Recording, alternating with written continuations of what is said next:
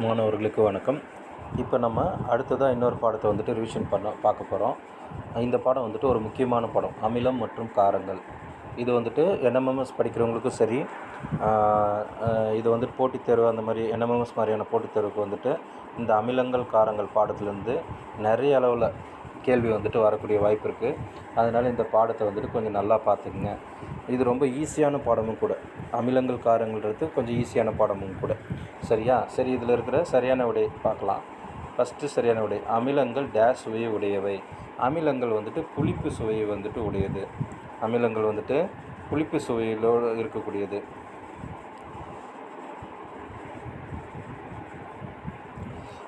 இப்போ நம்ம வீட்டில் வந்துட்டு நிறைய வந்துட்டு இப்போ லெமன்லாம் வந்துட்டு நம்ம ஜூஸ் சாப்பிட்றோம் இல்லையா, லெமன் ஜூஸு, அது எல்லாமே ஒரு அமிலம்தான். சரியா? அப்போ லெமன்றது வந்துட்டு எலுமிச்சைப்பழம் என்ன சுவையில் இருக்குது? புளிப்பு சுவை. சரியா? அப்போ அமிலங்கள்ன்றது புளிப்பு சுவையை வந்துட்டு உடையது. அதே போல் வந்துட்டு புளியெலாம் இருக்குது இல்லையா, புளி சாப்பிட்றோம், மாங்காய் சாப்பிட்றோம், மாங்காயெல்லாம் வந்துட்டு புளிப்பு சுவையோடு இருக்கா, அது எல்லாமே அதுக்கு எல்லாத்துக்குமே காரணம் என்னன்னாக்கா அதில் இருக்கக்கூடிய அமிலங்கள் தான். அப்போ அமிலங்கள் அப்படிங்கிறது புளிப்பு சுவை உடையவை. சரியா? அடுத்தது, கீழ்கண்டவற்றுள் நீர் கரைசலில் மின்சாரத்தை கடத்துவது டேஷ். கீழ்கண்டவற்றுள் நீர் கரைசலில் மின்சாரத்தை கடத்துவது, அது ஆப்ஷன் அமிலம் இருக்குது, காரம் இருக்குது, அமிலம் மற்றும் காரம் இருக்குது, இவற்றில் எதுவும் இல்லை. அதாவது அமிலமும் சரி காரமும் சரி, அதில் தண்ணியில் கரைச்சதுக்கப்புறம் அது வந்து நல்லாவே மின்சாரத்தை கடத்தும்.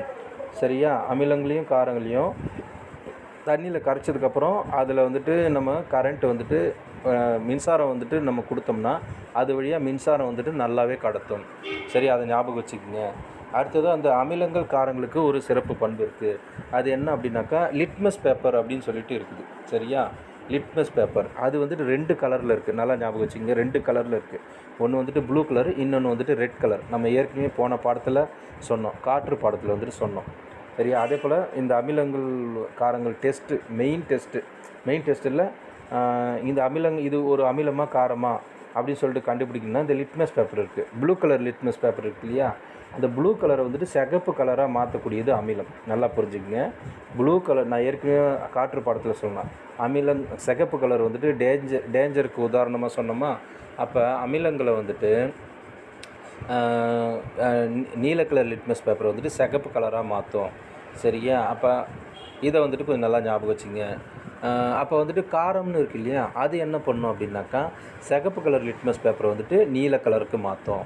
இது ரெண்டுத்தையும் நல்லா ஞாபகம் வச்சுங்க. அமிலம் வந்துட்டு நீல கலர் லிட்மஸ் பேப்பரை வந்துட்டு சிகப்பு கலராக மாற்றும். காரம் வந்துட்டு சிகப்பு கலர் லிட்மஸ் பேப்பரை அமிலமாக இது சிகப்பு கலர் லிட்மஸ் பேப்பரை ப்ளூ கலருக்கு மாற்றும் அமிலம். காரம் வந்துட்டு சிகப்பு கலர் லிட்மஸ் பேப்பரை நீல கலருக்கு மாற்றும். இதை வந்துட்டு கன்ஃபியூஸ் பண்ணிக்காதீங்க, கொஞ்சம் நல்லா ஞாபகம் வச்சுக்கோங்க. சரியா? அப்போ மூணாவது, நீல லிட்மஸ் தாள் அமில கரைசலில் டேஷ் நிறமாக மாறுது அப்படின்னாக்கா சிகப்பு கலரில் மாறும். அடுத்தது, காரத்தை நீரில் கரைக்கும் பொழுது அது டேஷ் அயனிகளை தருகிறது. ஒரு கார கரைசலை நீரில் தண்ணியில் கரைச்சோம் அப்படின்னா OH மைனஸ் அயனியை வந்துட்டு தரும். OH மைனஸ் அயனியை வந்துட்டு தரும். இதை நல்லா ஞாபகம் வச்சுக்கோங்க. அப்போ அமிலத்தை வந்துட்டு நம்ம நீரில் கரைச்சோம்னா என்ன தரும் அப்படின்னு சொல்லி பார்த்தோம் அப்படின்னா, அமிலத்தை நம்ம நீரில் கரைக்கும் பொழுது ஹைட்ரஜன் H+ அயனியை தருவோம். ஒரு அமிலத்தை வந்துட்டு தண்ணியில் கரைச்சோம் அப்படின்னா H+ அயனியை தரும். இப்போ வந்துட்டு HCl அப்படின்னு சொல்லிட்டு ஒரு அமிலம் இருக்குது, நீங்கள்லாம் வந்துட்டு கேள்விப்பட்டிருப்பீங்க. HCl அப்படின்னு சொல்லிட்டு ஒரு அமிலம் இருக்குது. அதை வந்துட்டு தண்ணியில் வந்துட்டு கரைச்சோம் அப்படின்னாக்கா, HCl அமிலத்தை வந்துட்டு தண்ணியில் கரைச்சோம் அப்படின்னாக்கா அது வந்துட்டு என்னவா மாறும் அப்படின்னு சொல்லி பார்த்தோம் அப்படின்னாக்கா HCl இருக்கா, இதை வந்துட்டு தண்ணியில் கரைக்கும் பொழுது H+ ஆகவும் Cl- ஆகவும் வந்துட்டு பிரியும். இப்போ நம்ம உப்புலாம் இருக்கு இல்லையா, அது கரைச்சா வந்துட்டு உப்பு தண்ணியில் கரைஞ்சிருது இல்லையா, அதே போல் தான் இது பிரியும் பொழுது அந்த இது HCl வந்துட்டு தண்ணியில் கரையும் பொழுது ஹைட்ரஜன் +ஐயும் Cl- அப்படிங்கிற அயனிகளையும் தரும். இந்த மாதிரி H+ கொடுக்கக்கூடிய எல்லாமே அமிலங்கள். எந்தெந்த கெமிக்கல்ஸ்லாம் வந்துட்டு தண்ணியில் கரைக்கும் பொழுது இந்த மாதிரி H+ அயனியை தருகிறதோ அது எல்லாமே வந்துட்டு அமிலங்கள். சரியா? இதை வந்துட்டு நல்லா ஞாபகம் வச்சுக்கோங்க. அப்போ வந்துட்டு ஒரு காரம் அப்படின்னா என்ன அப்படின்னா, நீர் கரைசலில் வந்துட்டு OH மைனஸ் அயனியை தரக்கூடியது எல்லாமே காரங்கள். உதாரணமாக சோடியம் ஹைட்ராக்சைடு அப்படின்னு சொல்லிட்டு ஒரு கெமிக்கல் இருக்குது. இதை வந்துட்டு நம்ம தண்ணியில் கரைக்கும்பொழுது Na ப்ளஸ் ஆகவும் OH மைனஸாகவும் வந்துட்டு பிரியும். இப்போ இந்த மாதிரி OH மைனஸ் எந்தெந்த கெமிக்கல்லாம் வந்துட்டு நீர் கரைசலில் தருதோ அது எல்லாம் காரங்கள். சரியா? இதை வந்துட்டு ஞாபகம் வச்சுக்கோங்க. எந்தெந்த அமிலம்லாம் வந்துட்டு எந்தெந்த நீர் கரைசலில் H+ அயனியை தருதோ அதெல்லாம் வந்துட்டு அமிலம். சரியா? இதை வந்துட்டு நல்லா ஞாபகம் வச்சுக்கோங்க. சரி, அடுத்த கேள்விக்கு போகலாம். அடுத்ததாக வந்துட்டு காரத்தை நீரில் கரைக்கும் பொழுது அது டேஷ் அயனிகளை தருகிறது. OH மைனஸ் அயனியை வந்துட்டு தருது. சரியா?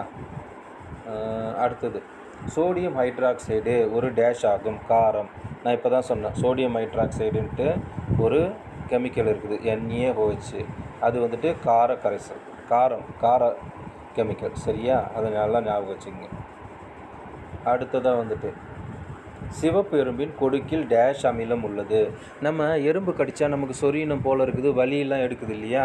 அதுக்கு காரணம் என்ன அப்படின்னாக்கா, எறும்பு வந்துட்டு கொடுக்கில் வந்துட்டு ஒரு அமிலத்தை வச்சுருக்குது. சரியா? ஒரு நல்ல ஜெல்லி மாதிரி இருக்கும். அது வந்துட்டு ரொம்ப கம்மியான அளவில் இருக்கும்.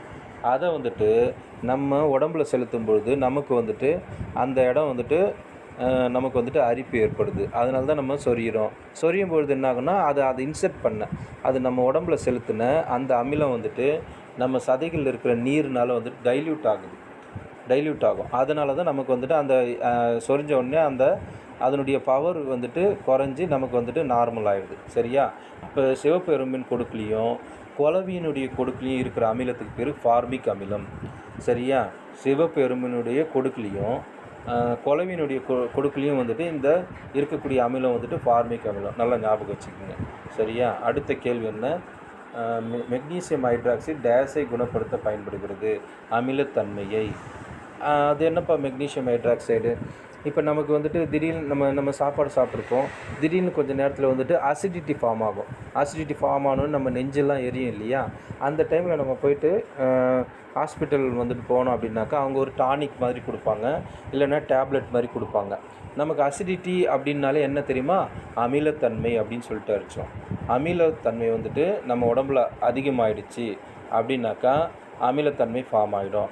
இந்த அமிலத்தன்மையை குறைக்கிறதுக்கு ஏதாவது ஒரு கார கரைசலை நம்ம கொடுக்கணும். கார கரைசலை கொடுக்கும்போது இந்த அமிலம் வந்துட்டு நடுநிலையாக்கப்பட்டு நமக்கு அந்த அசிடிட்டி வந்துட்டு போயிடும். அப்போ அதுக்கு வந்துட்டு எது உதவுது அப்படின்னாக்கா மெக்னீசியம் ஹைட்ராக்சைடு தான் வந்துட்டு நம்ம கொடுக்குற அந்த டேப்லெட்லேயோ இல்லை டானிக்லேயோ வந்துட்டு இந்த மெக்னீசியம் ஹைட்ராக்சைடு அப்படிங்கிற காரம் இருக்கும். சரியா? இதை ஞாபகம் வச்சுக்கோங்க.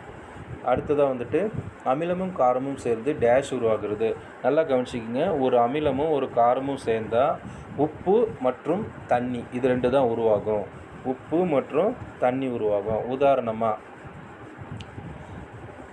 இங்கே பாருங்கள். HCl. சரி, இது வேண்டாம், இன்னொரு உதாரணம் சொல்கிறேன். சோடியம் அப்படின்னு சொல்லிட்டு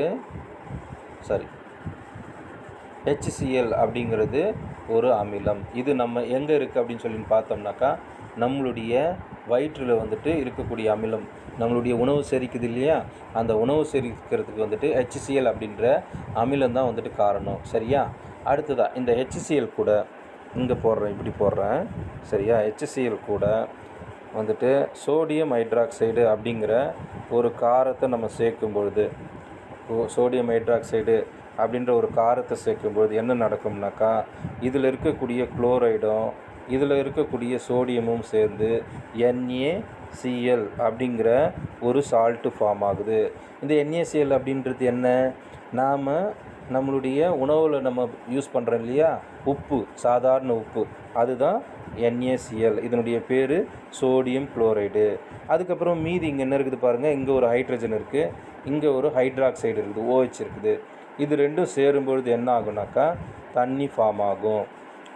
நல்லா கவனிச்சிங்க. 2 ஹைட்ரஜன் H2, ஒரு ஆக்சிஜன் இருக்குது. இது 2ம் சேர்ந்து H2O ஃபார்ம் ஆகும். NaCl அப்படின்றது நம்ம சாப்பிட்ற உப்பு. சரியா? அப்போ HCl அப்படின்றது ஒரு வலிமையான அமிலம், NaOHன்றது ஒரு வலிமையான காரம். இது ரெண்டும் சேரும் பொழுது நமக்கு NaCl அப்படின்னு சொல்லக்கூடிய உப்பு உருவாகும், தண்ணி உருவாகும். இதை நல்லா ஞாபகம் வச்சுக்கோங்க. குறிப்பாக NMMS படிக்கிறவங்க வந்துட்டு ஞாபகம் வச்சுக்கோங்க. எந்த ஒரு அமிலத்தையும் காரத்தையும் சேர்க்கும் பொழுது அங்கே ஒரு உப்பும் நீரும் வந்துட்டு உருவாகும். அந்த உப்பு வந்துட்டு சோடியம் குளோரைடாக தான் இருக்கணுன்றது அவசியம் கிடையாது. எந்த உப்பாக வேணாலும் இருக்கலாம். சரியா? அதை ஞாபகம் வச்சுக்கோங்க. அடுத்த கேள்வி, நாம் பல் துலக்குவதற்கு 9வது கேள்வி, நாம் பல் துலக்குவதற்கு பற்பசை பயன்படுத்துகிறோம், ஏனெனில் அது டேஷ் தன்மை கொண்டது, காரத்தன்மை. நம்ம பல் துலக்கிறதுக்கு வந்துட்டு யூஸ் பண்ணுறோம் இல்லையா, அது வந்துட்டு பார்த்திங்கனாக்கா ஒரு காரம். நம்ம பேஸ்ட்டுன்னு யூஸ் பண்ணுறோம் இல்லையா, அது வந்துட்டு ஒரு காரம். அது நல்லா ஞாபகம் வச்சுக்கோங்க. சரியா? மஞ்சள் தூள் நிறங்காட்டியானது கார கரைசலில் மஞ்சள் நிறத்திலிருந்து டேஷ் நிறமாக மாறுகிறது. மஞ்சள் தூள் நிறங்காட்டியானது கார கரைசலில், உதாரணத்துக்கு வந்துட்டு இது எப்படி சொல்லலாம் அப்படின்னாக்கா, மஞ்சள்ன்றது இயற்கை நிறங்காட்டியில் வரும். சரியா? நம்ம இது எங்கன்னா யூஸ் பண்ணுறோமான்னா யூஸ் பண்ணுறோம். எங்கே யூஸ் பண்ணுறோம்? நம்ம வீட்டில் ஏதாவது விசேஷம் அந்தமாரி நாட்களில் வந்துட்டு திருஷ்டி சுற்றி போகிறதுக்காக வந்துட்டு ஆழம் கரைக்கிறது அப்படின்னு சொல்லிட்டு நம்ம பண்ணுறோம் இல்லையா, அந்த ஆழம் கரைக்கிறதுல என்ன பண்ணுவாங்க, தண்ணி எடுத்துக்கிட்டு அதில் மஞ்சள் தூள் போட்டுக்குவாங்களா ஃபஸ்ட்டு. அடுத்ததாக சுண்ணாம்புன்னு ஒன்று சேர்ப்பாங்க பார்த்தியா. தண்ணியில் இருக்கும்பொழுது மஞ்சள் வந்துட்டு மஞ்சள் நிறமாக இருக்கும். அந்த சுண்ணாம்பு போட்டவுடனே சிகப்பு நிறமாக மாறுது இல்லையா, அந்த சுண்ணாம்புங்கிறது ஒரு காரம். அப்போ அந்த மஞ்சள் கலர் என்னவா மாறுது, சுண்ணாம்பு போட்டவுடனே சிகப்பு கலரில் மாறுது. அப்போ நல்லா ஞாபகம் வச்சுக்கோங்க, மஞ்சள்ன்றது ஒரு இயற்கை நிறங்காட்டி. அது அமில கரைசல்லையும் மஞ்சளாக இருக்கும், கார கரைசலில் வந்துட்டு சிகப்பு கலராக மாறும். சரியா? அதை ஞாபகம் வச்சுக்கோங்க. அடுத்ததாக கோடிட்டேடம். அதில் வந்துட்டு ஃபஸ்ட்டு வந்துட்டு பென்சாயிக் அமிலம் டேஷாக பயன்படுகிறது, உணவு பாதுகாப்பானாக. நிறைய உணவில் வந்துட்டு நம்ம பேக்கிங்லலாம் இப்போ இந்த ஊறுகாய் அந்த மாதிரிலாம் ஜாடியில் அடைஞ்சி வருது இல்லையா, அதில் அந்த ஊறுகாய் போன்ற பொருட்கள் வந்துட்டு கெடக்கூடாதுன்றதுக்காக பென்சாயிக் அமிலம் அப்படிங்கிற ஒரு அமிலத்தை வந்துட்டு அதில் ஊற்றி வந்துட்டு வைப்பாங்க. சில உணவுப் பொருட்களில் வந்துட்டு ஊற்றி வைப்பாங்க. அது எதுக்காகனாக்கா, ரொம்ப நாளைக்கு அந்த ஊறுகாய் அந்த உணவுப் பொருள் வந்து கெடக்கூடாதுன்றதுக்காக. அடுத்ததாக 2வது கேள்வி, புளிப்பு சுவை என்பது லத்தீன் மொழியில் டேஷ் என்ற சொல்லால் வழங்கப்படுகிறது, அசிட்டஸ் அப்படின்றது லத்தீன் மொழியில் வந்துட்டு புளிப்புனாக்கா அசிட்டஸ் அப்படின்னு சொல்லிட்டு பொருள். ஞாபகம் வச்சுங்க. அடுத்தது, காரங்கள் டேஷ் சுவையை உடையவை, கசப்பு சுவையை உடையவை. காரங்கள் வந்துட்டு டேஷ் சுவையை உடையவை, கசப்பு சுவையை உடையவை. அமிலங்கள் அப்படின்னும் போது புளிப்பு சுவை, காரம்னு வரும்பொழுது கசப்பு சுவை. அதை நல்லா ஞாபகம் வச்சுக்கோங்க. அடுத்ததாக வந்துட்டு கால்சியம் ஆக்சைடின் வேதி வாய்ப்பாடு CaO. இந்த CaOன்றது ஒன்றும் இல்லை, நம்ம ஊர் சைடெலாம் சுண்ணாம்புன்னு சொல்கிறாங்க இல்லையா, அதுதான் வந்துட்டு இந்த CaO அப்படின்னாக்கா சுண்ணாம்பு, கால்சியம் ஆக்சைடு. அதனுடைய அறிவியல் பேர் தான் கால்சியம் ஆக்சைடு. சரி, அப்போ ஞாபகம் வச்சுங்க, கால்சியம் ஆக்சைடு அப்படின்னாக்கா சுண்ணாம்பு அப்படின்னு சொல்லிட்டு நல்லா ஞாபகம் வச்சுங்க. அடுத்ததாக, குளவியின் கொடுக்கில் டேஷ் அமிலம் உள்ளது. இதில் வந்துட்டு அல்கலி என்ற காரப்பொருள்னு இருக்குது, இது தப்பு. சரியா? யாராவது கைடு வந்துட்டு இதை ரெஃபர் பண்ணிங்கன்னா தப்பு. குளவின் கொடுக்கில் வந்துட்டு ஃபார்மிக் அமிலம். இங்கே ஒன்று பார்த்தோம் பார், எறும்பின் கொடுக்கில் உள்ள அமிலம் இந்த ஒரு பற்றியா, சிவப்பு எறும்பின் கொடுக்கில் உள்ள அமிலம் ஃபார்மிக் அமிலம். அதே தான் வந்துட்டு குளவியோட கொடுக்கிலையும் இருக்குது. இந்த கைடில் வந்துட்டு இது தப்பாக கொடுத்துருக்குறாங்க. அதனால் கொஞ்சம் இதை நல்லா ஞாபகம் வச்சுக்கிட்டு எழுதுங்க. ஃபார்மிக் அமிலம் குளவியினுடைய கொடுக்குலையும் சிகப்பெரும்போட கொடுக்குலையும் இருக்கிறது வந்துட்டு ஃபார்மிக் அமிலம். அடுத்தது, உணவு தயாரிக்க பயன்படும் மஞ்சளானது டேஷாக பயன்படுகிறது. அது வந்துட்டு ஒரு இயற்கை நிறங்காட்டியாக பயன்படுகிறது. நான் இப்போ தான் சொன்னேன், மஞ்சள்ன்றது ஒரு இயற்கை நிறங்காட்டி. அதுக்கப்புறமா பீட்ரூட் ஜூஸ் இருக்கு இல்லையா, அதுவும் ஒரு இயற்கை நிறங்காட்டி. அடுத்தது செம்பருத்தி பூ, அதுவும் வந்துட்டு ஒரு இயற்கை நிறங்காட்டி. நமக்கு வந்துட்டு வானவில் மன்றத்துலேருந்து அந்த சார் ஒருத்தர் வந்துட்டு நமக்கு செஞ்சு காட்டினாங்க பாருங்கள், செம்பருத்தி பூ, அதுக்கப்புறம் பீட்ரூட் எல்லாம். அப்போ அதெல்லாம் ஞாபகம் வச்சுக்கோங்க. செம்பருத்தி பூ, அதுக்கப்புறம் வந்துட்டு பீட்ரூட்டு, அதுக்கப்புறம் வந்துட்டு இந்த மஞ்சள், இதெல்லாம் வந்துட்டு இயற்கை நிறங்காட்டியில் வரும். சரியா? இயற்கை நிறங்காட்டி செயற்கை நிறங்காட்டின்னு வந்துட்டு கேட்பாங்க, ஏதாவது NMMSல வந்துட்டு கேட்பாங்க எதனா ஆப்ஷன் கொடுத்து. அப்போ இயற்கை நிறங்காட்டினா எதெல்லாம் வெஜிடபிள்ஸ்லேருந்து எடுக்கிறாங்களோ அதெல்லாமே வந்துட்டு இயற்கை நிறங்காட்டிகள் தான். சரி, அதை நல்லா ஞாபகம் வச்சுங்க. அடுத்தது, செம்பருத்தி பூ நிறங்காட்டி அமில கரைசலில் டேஷ் நிறத்தை தருகிறது. செம்பருத்தி பூ நிறங்காட்டி அமில கரைசல் என்ன நிறத்தை கொடுக்குது அப்படின்னா இளஞ்சிவப்பு. செம்பருத்தி பூ வந்துட்டு இயற்கை நிறங்காட்டின்னு சொன்னேன் இல்லையா, அது வந்துட்டு அமில கரைசலில் இளஞ்சிவப்பு நிறத்தை தருது. சரியா? இதை வந்துட்டு ஞாபகம் வச்சுங்க. அடுத்ததாக சரியா தவறா? பெரும்பாலான அமிலங்கள் நீரில் கரைவதில்லை. அது வந்துட்டு தப்பு. பெரும்பாலான அமிலங்கள் வந்துட்டு நீரில் நல்லாவே கரையும். அடுத்தது அமிலங்கள் கசப்பு சுவையுடையவை. தவறு. அமிலங்கள் வந்துட்டு புளிப்பு சுவை. இப்போ தான் சொன்னோம், அமிலங்கள் வந்துட்டு புளிப்பு சுவை, காரம்ன்றது தான் வந்துட்டு கசப்பு சுவை. ஸோ அதை ஞாபகம் வச்சுக்கங்க. அடுத்தது உலர்ந்த நிலையில் உள்ள காரங்களை தொடும் பொழுது அவை வழவழப்பு தன்மையுடன் காணப்படும். தவறு. உலர்ந்த நிலையில் உள்ள காரங்களை தொடும் பொழுது அவை பல வளவளப்பு தன்மையோடு காணப்படும். தவறு. கொஞ்சம் நீர் கரைசல் கொஞ்சமாக அந்த காரங்களில் வந்துட்டு தண்ணி விடும் பொழுது தான் வந்துட்டு அது வந்துட்டு வழவழப்பாக வந்துட்டு மாறும். சரியா? அப்போ இதுவும் தவறு. அடுத்து அமிலங்கள் அனைத்தும் அரிக்கும் தன்மை கொண்டவை. சரி. அமிலங்கள் அனைத்தும் அரிப்புத்தன்மை கொண்டது. உதாரணமாக நம்ம இப்போ சொன்னோம் இல்லையா, எறும்பு கடித்தா குழவி கடித்தாலாம் நமக்கு வலி எடுக்குது, நமக்கு சொரியணும் போல் தோணுதுன்னு சொன்னோம் இல்லையா. அப்போ எதனாலனாக்கா அமிலம் இருக்கிறதுனால. அடுத்து அனைத்து காரங்களும் அல்கலிகள் ஆகும். தவறு. சில காரங்கள் தான் வந்துட்டு அல்கலிகள் அப்படின்னு சொல்ல முடியும், சில காரங்கள் அல்கலிகள்னு சொல்ல முடியாது. நீரில் கரையும் காரங்களே அல்கலிகள் ஆகும். நல்லா பாருங்கள், நீரில் எந்த காரம்லாம் கரையுமோ அதுதான் அல்கலிகள் அப்படின்னு சொல்லுவாங்க. நீரில் கரையாததெல்லாம் வந்துட்டு அல்கலின்னு சொல்ல மாட்டாங்க. அடுத்தது செம்பருத்தி பூ சாறு ஒரு இயற்கை நிறங்காட்டியாகும். சரி. இப்போ தான் நம்ம சொன்னோம், செம்பருத்தி பூ, பீட்ரூட்டு, அதுக்கப்புறம் வந்துட்டு மஞ்சள், இதெல்லாம் வந்துட்டு இயற்கை நிறங்காட்டி ஆகும். சரியா? இதெல்லாம் வந்து ஞாபகம் வச்சுங்க. இதெல்லாம் என்எம்எம்எஸில் வந்துட்டு ட்விஸ்ட்டு பண்ணி கேட்கக்கூடிய கேள்விகள். சரியா? அடுத்ததாக சுருக்கமான விடையளி. அமிலம் வரையறு. அமிலம்னா என்ன? புளிப்பு சுவை கொண்ட வேதி சேர்மங்கள் அமிலங்கள் எனப்படுதுன்னா நல்ல 3 பாயிண்ட்டு தான். நல்லாவே இதை வந்துட்டு நல்லாவே ஞாபகம் வச்சுக்கலாம். அமிலம் அப்படின்னா என்ன? புளிப்பு சுவை கொண்டது. அடுத்ததாக வந்துட்டு அனைத்து அமிலங்களும் ஒன்று அல்லது அதற்கு மேற்பட்ட இடப்பெயர்ச்சி செய்யத்தக்க ஹைட்ரஜன் அணுக்களை பெற்றுள்ளன. நல்லா பார்த்துங்க. அனைத்து அமிலங்களும் சரியா ஒன்று அல்லது அதற்கு மேற்பட்ட ஹைட்ரஜன் அயனியை கொடுக்கும் அப்படின்னு சொல்லிட்டு சொன்னோம் இல்லையா, அதுதான் H+ அயனியை கொடுக்கும். அது இடப்பெயர்ச்சி ஒரு இடத்துலேருந்து இன்னொரு இடத்துக்கு மாற்றுறதுக்கு வந்துட்டு அந்த நீர் கரைசலில் வந்துட்டு H+ அயனியை தரக்கூடியவை தான் அமிலங்கள். சரியா? அடுத்தது நீரில் கரைக்கும் பொழுது H+ அயனிகள் வெளியிடுகின்றன. அப்போ நீரில் கரைக்கும் பொழுது ஹைட்ரஜன் ப்ளஸ் H+ அயனியை வந்துட்டு கொடுக்கக்கூடியது அமிலங்கள். சரியா? அவ்வளோதான், 3 பாயிண்ட் போதும். அடுத்தது அமிலங்களின் ஏதேனும் 4 இயற்பியல் பண்புகளை எழுதுக. அது வந்து பார்த்தோம் அப்படின்னா புளிப்பு சுவை கொண்டவை, அரிக்கும் தன்மை கொண்டவை, நிறமற்றவை, அதுக்கப்புறம் நீல லிட்மஸ்தால் சிவப்பாக மாற்றுது. இப்போ தான் சொன்னோம், அமிலங்கள் அப்படின்னா டேஞ்சர் கலரான சிகப்பு, அது வந்துட்டு ப்ளூ கலர் லிட்மஸ்தால் வந்துட்டு சிகப்பாக மாற்றும். அடுத்தது அமிலங்கள் மற்றும் காரங்களுக்கு இடையான ஒற்றுமைகள் யாவை? அமிலமும் காரமும் ரெண்டுமே என்ன பண்ணும் அப்படின்னா அரிக்கும் தன்மையுடையது, ரெண்டுமே அரிக்க தான் செய்யும். அடுத்து இரண்டும் பொதுவாக நிறமற்றவை, ரெண்டுமே நிறம் இல்லாமல் இருக்கும். அமிலமும் நிறம் இல்லாததாக இருக்கும், காரமும் வந்துட்டு நிறம் இல்லாததாக இருக்கும். அப்புறம் நீர் கரைசலில் இரண்டுமே மின்சாரத்தை கடத்துபவை. நம்ம ஏற்கனவே சொன்ன மாதிரி நீர் கரைசலில் அமிலங்கள் வந்துட்டு H+ அயனியை தருது, OH- வந்துட்டு காரங்கள் வந்துட்டு OH- அயனியை தருது. இந்த மாதிரி அயனிகளை எந்த ஒரு பொருள் தருதோ, எந்த ஒரு இதில் அயனிகள் இருக்குதோ அந்த பொருள்லாம் மின்சாரத்தை நன்றாக கடத்தும். அப்போ அமிலங்களும் மின்சாரத்தை கடத்தும், இந்த காரமும் நீர் கரைசலில் அயனிகளை தரதுனால மின்சாரத்தை கடத்தும். அடுத்து நீர் கரைசலில் இரண்டுமே அயனிகளை தருபவை. கரெக்டு, ரெண்டுமே வந்துட்டு அயனிகள் தரும். இது வந்துட்டு அமிலம் வந்துட்டு H+ அயனியை தரும், காரம் வந்துட்டு OH- அயனியை தரும். சரியா? அதை ஞாபகம் வச்சுக்கோங்க. அடுத்து அமிலங்கள் மற்றும் காரங்களுக்கு இடையான வேற்றுமைகள் யாவை? அமிலங்கள் வந்துட்டு நீர்க்கரைசலில் அயனிகளை தருபவை. இப்போ தான் நம்ம பார்த்தோம் மேலே இருக்கிறது. காரங்கள் வந்துட்டு நீர்க்கரைசலில் OH- அயனியை வந்துட்டு தரும், அமிலம் வந்துட்டு H+ அயனியை வந்து தரும். அடுத்தது பொதுவாக திரவ நிலையில் காணப்படுபவை. அமிலங்கள் பொதுவாக திரவமாக தான் இருக்கும். காரங்கள் வந்துட்டு பொதுவாக திண்ம நிலையில் வந்துட்டு இருக்கும், பொதுவாக திண்ம நிலை. சரியா? திண்ம நிலையில் இருக்கும். அடுத்து அமிலங்கள் புளிப்பு சுவை வந்துட்டு இருக்கும், காரங்கள் வந்துட்டு கசப்பு சுவையோடு இருக்கும். நம்ம இதையும் வந்துட்டு பார்த்தோம்.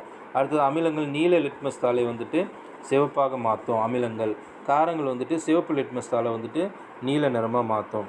சரியா? இதெல்லாம் கொஞ்சம் நல்லா ஞாபகம் வச்சுங்க. அடுத்து நிறங்காட்டினா என்ன? நம்ம சொன்னோம் இல்லையா, ஒரு வேதிப்பொருள் அமிலத்தன்மை உடையதா அல்லது காரத்தன்மை உடையதா என்பதை பொருத்தமான நிறமாற்றத்தின் அடிப்படையில் அறிய உதவும் வேதிப்பொருளே நிறங்காட்டி எனப்படும். பார்த்துங்க, ஒரு பொருள் அமிலமாக இருக்குதா காரமாக இருக்குதா அப்படின்னு சொல்லிட்டு நாம் தெரிஞ்சுக்கிறதுக்காக இருக்கக்கூடிய ஒரு பொருள் தான் நிறங்காட்டி. அமிலத்தில் வந்துட்டு ஒரு நிறங்காட்டி ஒரு கலராகவும், காரத்தில் அந்த நிறங்காட்டி வேற ஒரு கலராகவும் மாறும்.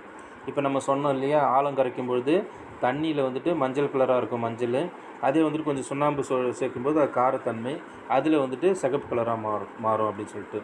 அடுத்ததாக நடுநிலையாக்கல் வினை என்றால் என்ன? ஒரு அமிலமும் காரமும் வினை புரிந்து உப்பையும் நீரையும் உருவாக்கும் வினை நடுநிலையாக்கல் வினை எனப்படும். நம்ம சொன்னோம் இல்லையா, ஒரு அமிலமும் காரமும் சேரும் பொழுது உப்பும் நீரும் உருவாகும்னு சொன்னோம் இல்லையா, அதுதான் வந்துட்டு நடுநிலையாக்கல் வினை அப்படின்னு சொல்லப்படுது. அடுத்தது காரங்களின் ஏதேனும் 4 வேதி பண்புகளை எழுதுக. இந்த காரங்கள்லாம் வந்துட்டு எப்படி எது கூட ரியாக்ட் பண்ணுது அப்படின்னு சொல்லிட்டு இந்த வேதியியல் வினைகள்லாம் இருக்குது, அதை பார்த்து எழுதிடுங்க. சரியா? அதே போல் விரிவான விடையில் இந்த பாடத்தில் வந்துட்டு அமிலங்களுடைய பயன்கள் என்னெல்லாம் அப்படின்னு சொல்லிட்டு கேட்டிருக்காங்க. ஈஸியாக வந்துட்டு 5 மார்க் எடுக்கலாம். எப்படி எல்லாம் நமக்கு தெரிஞ்சது தான். நல்லா பாருங்கள். நமது வயிற்றில் சுரக்கும் ஹைட்ரோக்ளோரிக் அமிலம் உணவுப் பொருட்களின் செரிமானத்துக்கு உதவுது. நம்ம உடம்புல வந்துட்டு HCl அப்படின்ற அமிலம் சுரக்குதுன்னு சொல்லிட்டு சொன்னோம் இல்லையா, அது வந்துட்டு உணவு செரிமானம் பண்ணுறதுக்கு வந்துட்டு உதவுது. அடுத்து உணவுப் பொருட்கள் கெட்டு போகாமல் தடுக்க வினிகர் அசிட்டிக் அமிலம் பயன்படுகிறது. நம்ம வீட்டில் வினிகர்னு ஒரு பொருள் வந்துட்டு இருக்கும், அது வந்துட்டு இந்த ஊறுகாய் மாதிரியான விஷயங்கள் வந்துட்டு கெட்டு போகக்கூடாதுன்றதுக்காக அதெல்லாம் சேர்ப்பாங்க. அது வந்துட்டு ஒரு அமிலம், அது வந்துட்டு புளிப்பு சுவையோடு இருக்கக்கூடியது. அடுத்தது ஊறுகாய் போன்ற உணவுப் பொருட்கள் கெட்டு போகாமல் இருக்க பென்சாயிக் அமிலம் பயன்படுத்தப்படுகிறது. நல்லா பாருங்கள், ஊறுகாயில் வந்துட்டு பென்சாயிக் அமிலமும் வந்துட்டு யூஸ் பண்ணுவாங்க கெடாமல் இருக்கிறதுக்காக, வினிகரும் வந்துட்டு யூஸ் பண்ணுவாங்க. NMMSல இந்த மாதிரியான கேள்விகள் கேட்க வாய்ப்பு இருக்குது. ஊறுகாயில் இருக்கக்கூடிய ஊறுகாய் கெட்டு போகாமல் பாதுகாக்கக்கூடிய அமிலங்கள் எது அப்படின்னாக்கா வினிகர். இது வினிகர்ன்றது நாம் வீட்டில் சொல்லக்கூடிய பேர், அதனுடைய அறிவியல் பேர் வந்துட்டு அசிட்டிக் அமிலம். சரியா? அதனுடைய அறிவியல் பேர் வந்துட்டு அசிட்டிக் அமிலம். இது நல்லா ஞாபகம் வச்சுங்க. வினிகர்ன்றதும் அசிட்டிக் அமிலன்றதும் ரெண்டும் ஒன்று தான், அதை வந்துட்டு கொஞ்சம் ஞாபகம் வச்சுக்கோங்க. சரியா? அடுத்ததாக வந்துட்டு குளியல் சோப்புகள் மற்றும் சலவை சோப்புகள் தயாரிக்க உயர் கொழுப்பு அமிலங்களின் உப்புக்கள் பயன்படுகின்றன. நம்ம குளிக்கிற சோப்பு, அதுக்கப்புறமா வந்துட்டு துணி துவைக்கிற சோப்புலாம் வந்துட்டு நமக்கு வந்துட்டு தயாரிக்கிறதுக்கு வந்துட்டு அதாவது உயர் கொழுப்பு அமிலங்களுடைய உப்புக்கள் வந்துட்டு பயன்படுத்தப்படுகின்றன. அது என்னன்றது நம்ம அடுத்தடுத்த பாடங்களில் பார்ப்போம். அடுத்து சல்ஃபியூரிக் அமிலம் பல வேதிப்பொருட்கள் தயாரிக்கும் தொழிற்சாலைகளில் பயன்படுகிறது. சல்ஃபியூரிக் அமிலம் அப்படின்னு சொல்லிட்டு ஒரு அமிலம் இருக்குது, அது வந்துட்டு நிறைய வேதிப்பொருட்கள் தயாரிக்கிறதுக்கு வந்துட்டு தொழிற்சாலைகளில் வந்துட்டு பயன்படுது. அடுத்து சல்ஃபியூரிக் அமிலம் ஹைட்ரோக்ளோரிக் அமிலம் முக்கியமான வேதி காரணிகளாக செயல்படுகின்றன. சல்ஃபியூரிக் அமிலமும் ஹைட்ரோக்ளோரிக் அமிலமும் அது ரெண்டும் முக்கிய வேதி காரணியாக வந்துட்டு இருக்குது. அடுத்து அனைத்து உயிரினங்களின் செல்களும் நியூக்ளிக் அமிலங்களை அடிப்படை பொருளாக கொண்டுள்ளன. அப்போ எல்லா செல்களில் வந்துட்டு நியூக்ளிக் அமிலம் அப்படின்றது என்னென்னா உட்கருவில் இருக்கக்கூடிய ஒரு அமிலத்துக்கு பேர் தான் நியூக்ளிக் அமிலம். அப்போ அந்த ஒவ்வொரு செல்லையும் வந்துட்டு இந்த மாதிரி அமிலங்கள் வந்துட்டு இருக்குது. அதெல்லாம் இதனுடைய பயன்கள். அடுத்து காரங்களின் பயன்கள். காரம் அப்படின்னு சொல்லும்பொழுது எதுக்கெல்லாம் யூஸ் ஆகுது? பொட்டாசியம் ஹைட்ராக்சைடு அப்படின்னு ஒரு காரம் இருக்குது, அதனுடைய பயன் என்னென்னாக்கா குளியல் சோப்பு, நம்ம குளிக்கிற சோப்பு தயாரிக்கிறதுக்கு அதை வந்துட்டு யூஸ் பண்ணுறோம். அடுத்து சோடியம் ஹைட்ராக்சைடுன்னு ஒரு காரம் இருக்குது, அது வந்துட்டு சலவை சோப்புனா துணி சோப்பு, காகித தொழிற்சாலை, ஆடைகள், மருந்துகள் தயாரிக்க வந்துட்டு அது பயன்படுது. இதெல்லாம் ஈஸியாக ஞாபகம் வச்சுக்கக்கூடியது நம்மளால். அடுத்து கால்சியம் ஹைட்ராக்சைடுன்னு ஒன்று இருக்குது, அது வந்துட்டு வீட்டுக்கு வெள்ளை அடிக்கிறதுக்கு பயன்படுது. சுண்ணாம்பு இருக்குது இல்லையா, அந்த கால்சியம் ஆக்சைடுன்னு ஒன்று பார்த்தேன் இல்லையா, அதை வந்துட்டு தண்ணியில் கரைச்சோம் அப்படின்னாக்கா சுண்ணாம்பு கால்சியம் ஹைட்ராக்சைடாக மாறும், CaOH ட்வைஸு. சரியா? நம்ம அந்த காலத்துலலாம் வந்துட்டு சுண்ணாம்பு வந்துட்டு அடிக்கணும், நம்ம வீட்டுக்கு சுண்ணாம்பு அடிக்கணுன்னாக்கா கிளிஞ்சல்னு ஒன்று சொல்லுவாங்க, சுண்ணாம்புன்னு ஒன்று சொல்லுவாங்க. அதை வாங்கிட்டு வந்து சாதாரணமான தண்ணியை ஊற்றினோடனே அந்த சுண்ணாம்பு வந்துட்டு கால்சியம் ஹைட்ராக்சைடாக மாறும். இதை தான் வந்துட்டு சுண்ணாம்பு நம்ம அடிச்சிட்டு இருந்தாங்க சுகத்துக்கெலாம். சரியா? அடுத்து அலுமினியம் மற்றும் மெக்னீஷியம் ஹைட்ராக்சைடு.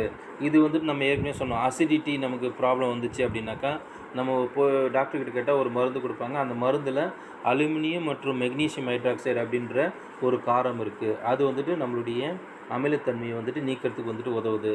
அடுத்து அமோனியம் ஹைட்ராக்சைடுன்னு சொல்லிட்டு ஒரு காரம், அது ஒரு உப்பு, அது வந்துட்டு எதுக்கெல்லாம் பயன்படுது? உரமாக பயன்படுது. நைலான்கள், நெகிழிகள் மற்றும் ரப்பர்கள் தயாரிக்க உரமாக பயன்படுது. நைலான்கள் தயாரிப்பில் பயன்படுது. நெகிழிகள்னால் பிளாஸ்டிக் தயாரிக்கிறதுக்கு பயன்படுது. ரப்பர்கள் தயாரிக்கிறதுக்கு அந்த அம்மோனியம் ஹைட்ராக்சைடு வந்துட்டு பயன்படுது. சரியா? அடுத்ததான் அன்றாட வாழ்வில் நடைபெறும் நடுநிலையாக்கல் வினைக்கான வினைகளை விளக்குக அப்படின்னு சொல்லிட்டு போட்டிருக்காங்க. இதெல்லாம் கொஞ்சம் பார்த்துங்க. தேனீ கொட்டுச்சுன்னா நம்ம என்னென்னலாம் பண்ணுறோம் அடுத்து குளவி கொட்டுறது, பற்சிதைவு, அமிலத்தன்மை, வேளாண்மை தொழிற்சாலை, இதெல்லாம் வந்துட்டு அந்த பாயிண்ட்டாக போட்டு சும்மா 4 லைன் இதில் இருக்கிற மாதிரி எழுதிருங்க. சரியா? சரி, மீதிலாம் கொஞ்சம் பார்த்துங்க. அடுத்து மஞ்சள் தூளிலிருந்து எவ்வாறு இயற்கை நிறங்காட்டியை தயாரிப்பாய்? மஞ்சள் தூளில் சிறிது நீர் சேர்க்கப்பட்டு மஞ்சள் தூள் பசை தயாரிக்கப்படுகிறது. மஞ்சள் தூளில் வந்துட்டு கொஞ்சமாக தண்ணி சேர்த்து அதை பசையாக மாற்றிக்கிறோம். அடுத்து இதனை மை உறிஞ்சும் தாள் அல்லது வடித்தாளின் மீது பூசி பின்பு உலர்த்தி நிறங்காட்டி தயாரிக்கப்படுகிறது. நம்மளுடைய அந்த அறிவியல் மன்ற சார் செஞ்சார் பாரு, இந்த இதுவை வந்துட்டு ஒரு பேப்பரில் வந்துட்டு நல்லா தடவிட்டார் பாருங்க. அந்த செம்பருத்தி பூவு, அதுக்கப்புறம் வந்துட்டு பீட்ரூட்டு, அதெல்லாம் வந்துட்டு ஒரு பேப்பரில் நல்லா தடவிட்டு அதை வந்துட்டு காய வச்சுட்டாக்கா அது வந்துட்டு நிறங்காட்டியாக மாறிடும். நம்ம பார்த்தோம் இல்லையா? அதே போல் மஞ்சள் தூளை வந்துட்டு கொஞ்சம் பேஸ்ட் மாதிரி பண்ணி ஒரு பேப்பரில், டிஷ்யூ பேப்பர் இருக்கு இல்லையா, அது மேலே வந்துட்டு பூசி அதை வந்துட்டு தயாரித்து எடுத்துக்கலாம், காய வச்சு எடுத்துக்கலாம். அடுத்து கரைசலின் அமிலக்கார தன்மையை கண்டறிய மஞ்சள் தூள் நிறங்காட்டி பயன்படுகிறது. சரியா? இந்த மாதிரி வந்துட்டு தயாரித்து நம்ம எடுத்துக்கிட்டோம் அப்படின்னா அதுதான் வந்துட்டு நிறங்காட்டி பேப்பர். சரியா? அதை வந்துட்டு என்ன பண்ணோம் அப்படின்னா அமில கரைசலில் வந்துட்டு மஞ்சள் நிறமாக தான் இருக்கும். இந்த மஞ்சளை வந்துட்டு அமில கரைசலில் போடும்பொழுது மஞ்சள் நிறமாக தான் இருக்கும். கார கரைசலில் நம்ம போடும்போது இது சிவப்பு நிறமாக மாறும். சரியா? ஸோ இது வந்துட்டு ரொம்ப ஒரு முக்கியமான பாடம். இந்த நோட்ஸ் கைடு பார்த்திங்க அப்படின்னா அதில் உயர் சிந்தனை வினாக்கள்னு சொல்லிட்டு அதுவும் இருக்குது. இது எல்லாத்தையும் கொஞ்சம் பார்த்துருங்க. இதில் வந்துட்டு நிறைய வந்துட்டு இந்த அமிலங்கள் பாடம் வந்துட்டு ஒரு முக்கியமான பாடம். என்எம்எம்எஸ்லேயும் வந்துட்டு இந்த அமிலங்கள் காரங்கள் தொடர்பாக வந்துட்டு நிறைய கேள்விகள் வந்துட்டு வரக்கூடிய வாய்ப்பு இருக்குது. அதனால் இந்த பாடத்தை கொஞ்சம் நல்லா பார்த்துக்குங்க. சரியா? சரி, அடுத்த பாடத்தில் நம்ம வேறு ஒரு வீடியோவில் நான் இன்னொரு அடுத்த பாடத்தை பற்றி பார்க்கலாம். ஓகே, பாய்.